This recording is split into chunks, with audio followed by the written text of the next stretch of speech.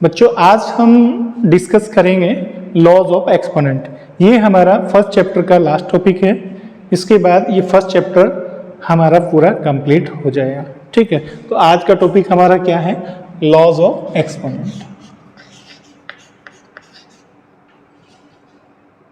Laws of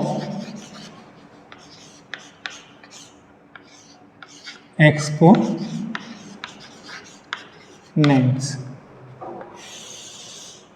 laws of exponent. तो पहले समझ लीजिए एक्सपोनेंट होता क्या है। तो देखिए, अगर हम किसी नंबर को इस तरह से लिखते हैं 7 इंटू 7 इंटू 7 इंटू 7, तो इसे हम ऐसे भी लिख सकते हैं 7 हाउ मेनी टाइम्स मल्टीप्लाई हुआ है 1 2 3 4 5, तो 7 टू द पावर 4, इसे ऐसे भी लिख सकते हैं। तो ये जो 7 टू द पावर 4 होता है, तो इसे हम क्या बोलते हैं? ये जो 7 होता है, ये जो 7 है, ये जो 7 है, इसे हम क्या बोलते हैं? बेस। इसे क्या बोलते हैं? Base.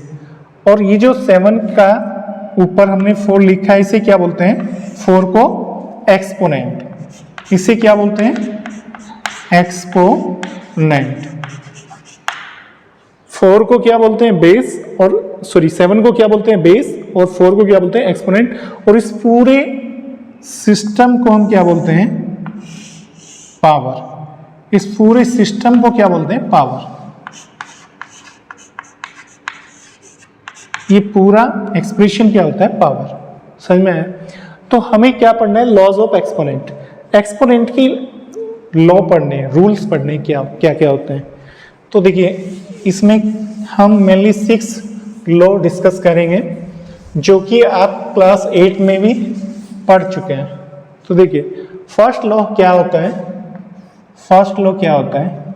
If we have two numbers a to the power x and a to the power y।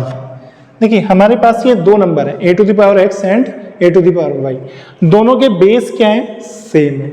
अगर हम दोनों का क्या करते हैं? मल्टीप्लाई करते हैं। दोनों का क्या करते हैं? मल्टीप्लाई। तो क्या होगा? दोनों के एक्सपोनेंट क्या होंगे? ऐड हो जाएंगे। तो दोनों के एक्सपोनेंट क्या हो जाएंगे? ऐड। तो इसका आंसर क्या होगा? a to the power x plus y। तो दोनों के एक्सपोनेंट क्या हो जाएंगे? ऐड हो जाएंगे। जैसे हम ऐसे लिख समझ सकते हैं इसको, 7 to the power 3 into 7 to the power 2।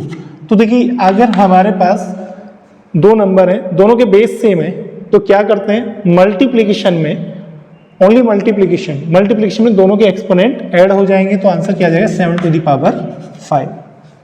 ठीक है, बात समझ में आ गई। अब देखिए, इसके बाद सेकेंड लॉ।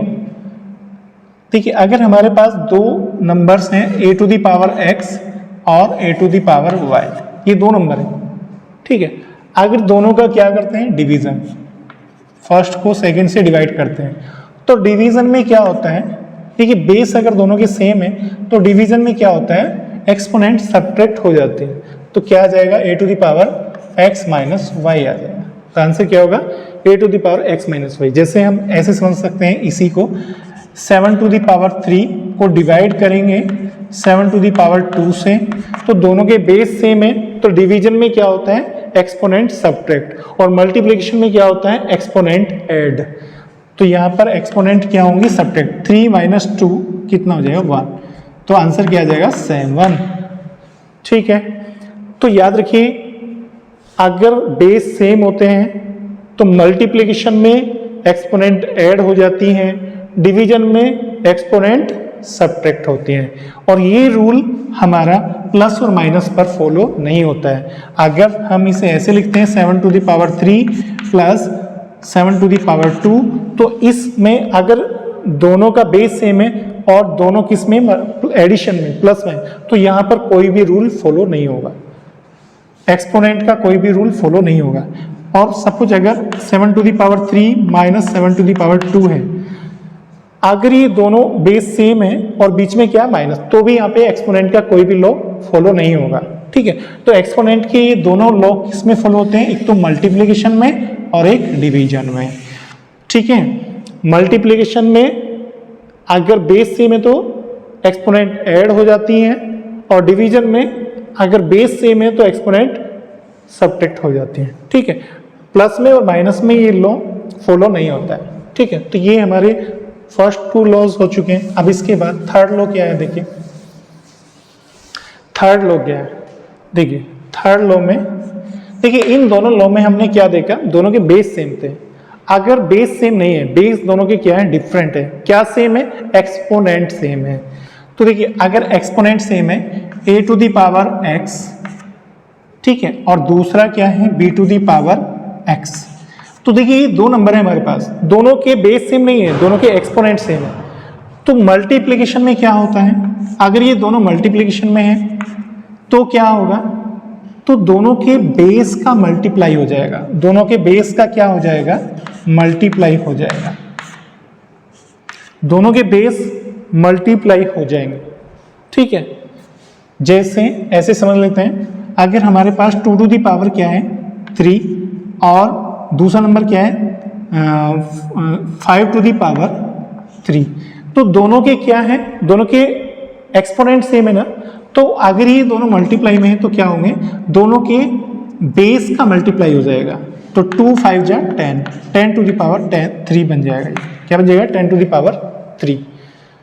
क्लियर। अब देखिए फोर्थ लॉ क्या है, a to the power x और b to the power x, दोनों के बेस डिफरेंट है, एक्सपोनेंट सेम है। अगर एक्सपोनेंट सेम है और दोनों को क्या करते हैं, डिवाइड करते हैं, डिवीजन में क्या होता है, तो दोनों के बेस को हम क्या कर देते हैं, डिवाइड कर देते हैं। a को b से क्या कर देते हैं, डिवाइड कर देते हैं, और एक्सपोनेंट सेम रहता है। ठीक है, इसे ऐसे समझ सकते हैं जैसे हमारे पास क्या है 10 टू दी पावर 4 और दूसरा नंबर क्या है 5 टू दी पावर 4, तो दोनों के क्या सेम है, एक्सपोनेंट। तो अगर ये दोनों डिवीजन में है तो क्या होगा, 10 5 से डिवाइड हो जाएगा, 10 किससे डिवाइड हो जाएगा, 5 से डिवाइड हो जाएगा, और एक्सपोनेंट क्या रहेगा 4। तो 10 को जब 5 से डिवाइड करते हैं तो क्या आ जाता है 2 टू दी पावर 4, इसका आंसर आ जाएगा। ठीक है, तो ये फोर्थ लॉ हुआ। अब देखिए अगर देखिए इन दोनों लॉ में क्या है, फर्स्ट 2 लॉज में क्या है, बेस सेम है, इन दोनों में क्या है, सेम बेस, क्या है, सेम बेस, और एक्सपोनेंट क्या है, डिफरेंट। इन दोनों लॉ में क्या है, इन दोनों लॉ में क्या है, सेम एक्सपोनेंट, सेम एक्सपोनेंट, इसमें बेस सेम है और इन दोनों लॉ में एक्सपोनेंट सेम है। तो सेम बेस में क्या होता है, एक्सपोनेंट मल्टीप्लिकेशन में ऐड और डिवीजन में सब्ट्रैक्ट। और अगर सेम एक्सपोनेंट है तो उनके बेस का क्या होता है, मल्टीप्लिकेशन में बेस मल्टीप्लाई हो जाते हैं, डिवीजन में बेस डिवाइड हो जाते हैं।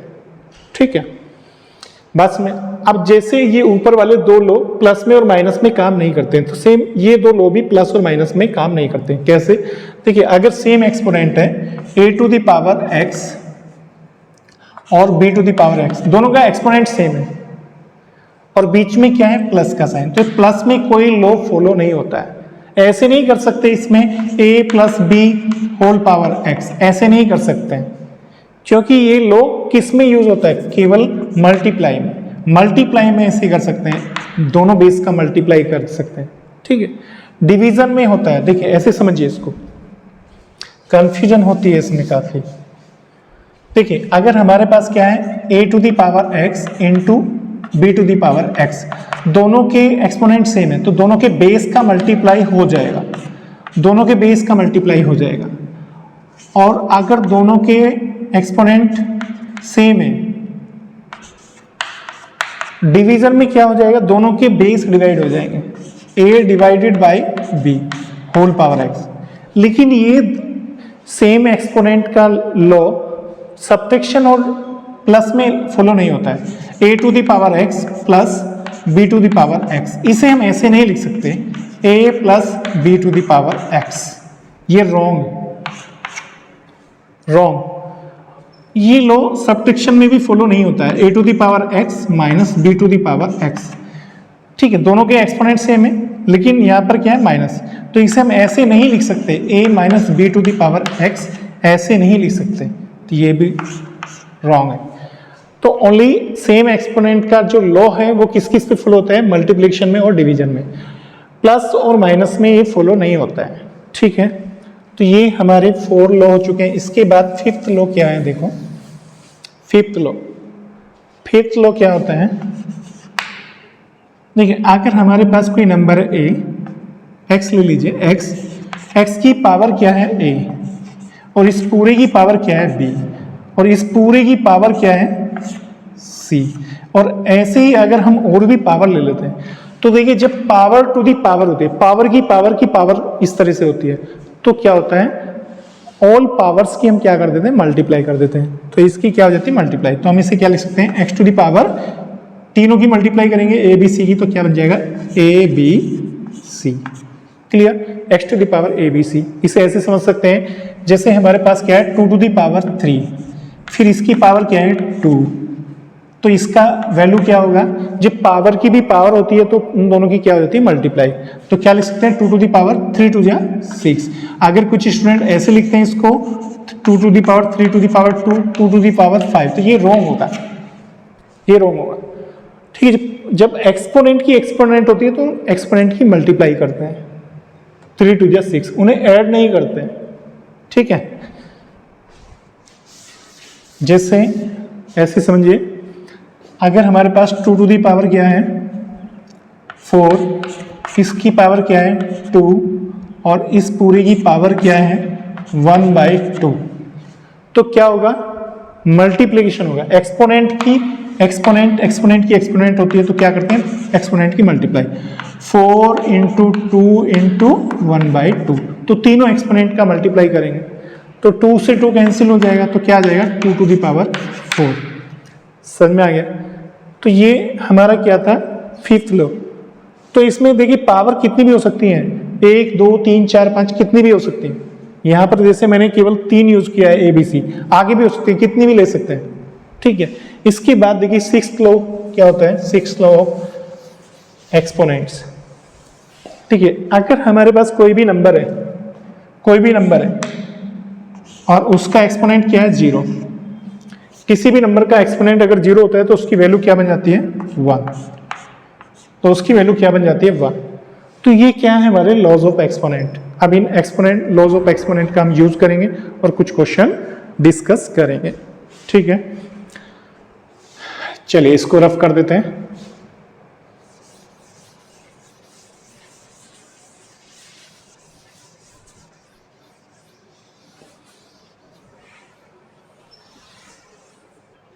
चलिए बुक से ही कोई क्वेश्चन देख लेते हैं।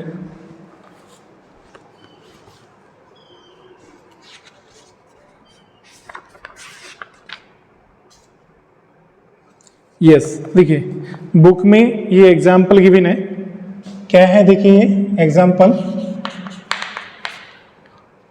2 टू दी पावर 2/3, ठीक है, इनटू, ये जो डेसिमल सा लगा होता है ये इनटू का साइन होता है, इनटू 2 टू दी पावर 1/3। तो ये दो नंबर है, देखिए ये जो यहाँ पर डेसिमल ये पॉइंट है, इसे डेसिमल मत समझना आप, ये मल्टीप्लिकेशन का साइन। तो देखिए यहाँ पर हमारे पास दो नंबर है, दोनों के बेस सेम है और एक्सपोनेंट दोनों के क्या है डिफरेंट। तो क्या होता है मल्टीप्लिकेशन में क्या होता है, अगर बीच में यहाँ पर मल्टीप्लिकेशन है तो क्या होता है दोनों के एक्सपोनेंट को हम ऐड कर देते हैं।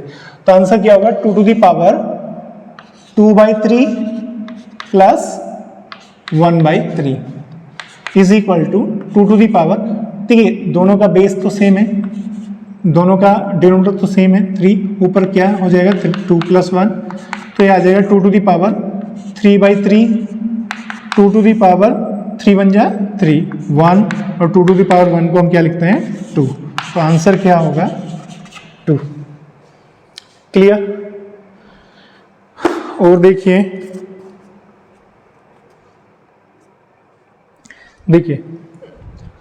देखिए एक एग्जाम्पल और देख लेते हैं। 3 to the power 1/5 to the power 4, तो देखिए यहाँ पर क्या हो रहा है, पावर की भी पावर हो रही है, सॉरी एक्सपोनेंट की भी एक्सपोनेंट हो रहा है। तो जब एक्सपोनेंट के ऊपर भी एक्सपोनेंट होता है तो हम क्या करते हैं, एक्सपोनेंट को ऐड करते हैं, मल्टीप्लाई करते हैं, मल्टीप्लाई कर देते हैं। तो हमें क्या करना है, एक्सपोनेंट का मल्टीप्लाई। 3 टू दी पावर क्या है, 1/5 इंटू 4। तो दोनों एक्सपोनेंट का क्या करेंगे, मल्टीप्लाई। तो 3 टू दी पावर कितना आ जाएगा, 1/4 की मल्टीप्लाई 4 में करेंगे, 1/5 की मल्टीप्लाई 4 में करेंगे तो कितना आ जाएगा, 4/5। यही हमारा आंसर आ जाएगा। ठीक है,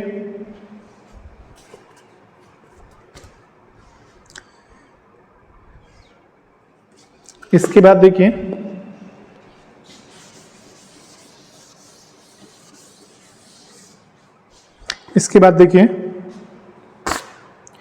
एक एग्जांपल और है, 7 to the power 1/5 divided by 7 to the power 1/3। तो देखो मैंने आपको बताया था डिवीजन में अगर बेस सेम है तो डिवीजन में क्या होता है, डिवीजन में एक्सपोनेंट सब्ट्रैक्ट होता है। तो इसे हम ऐसे भी लिख सकते हैं ना, 7 to the power 1/5 divided by 7 to the power 1/3, ऐसे भी लिख सकते हैं। तो देखिए अगर बेस सेम है तो डिवीजन में क्या होता है, एक्सपोनेंट सब्ट्रैक्ट होती है। तो क्या लिखेंगे, 7 to the power 1/5 minus 1/3 is equal to 7 to the power कितना होगा, 3 1 जा 3, 5 1 जा 5 अपॉन में 5 3 जा 15। तो कितना होगा, 7 टू दी पावर -2/15। ये आंसर आ जाएगा। ठीक है, और देखिए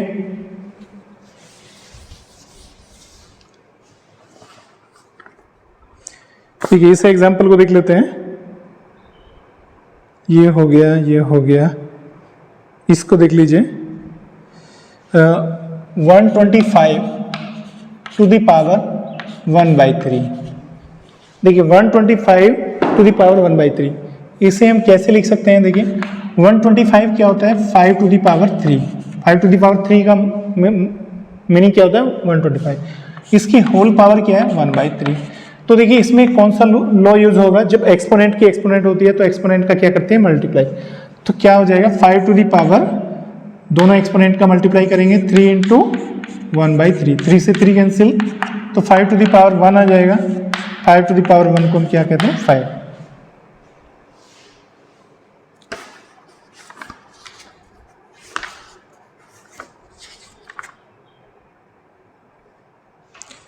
तो देखिए ये हमारा चैप्टर पूरा कंप्लीट हो चुका है।